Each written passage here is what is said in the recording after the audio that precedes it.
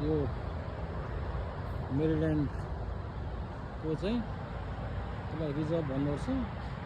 यहाँ चाहिँ पानीका झरनाहरू छन् त्यतापट्टि, यहाँ खोला छ, यहाँ चाहिँ किनारो छ, त्यहाँ यहाँ चाहिँ हाम्रा मान्छेहरू यता बसेका छन्, छोरा नाति बुहारी छोरो, अनि यतापट्टि छौँ हामी। यहाँ चाहिँ यस्तो राम्रो बनाइरहेको छ।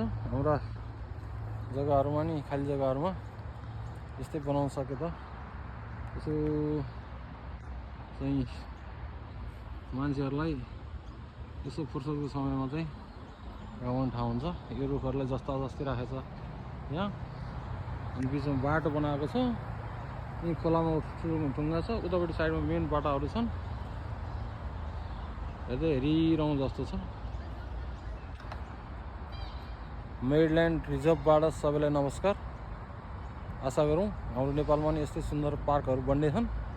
आगामी स्थानीय निर्वाचन पछिका सरकारहरूले आफ्ना भएका सबै पालिका, सबै वडामा रहेका प्रति जग्गाहरूमा चाहिँ अथवा सार्वजनिक जग्गाहरूमा चाहिँ यस्तै पार्क बनाएर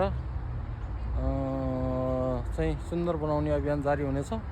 यहाँ चाहिँ खासै चाहिँ धेरै खर्च पनि देखिन्न।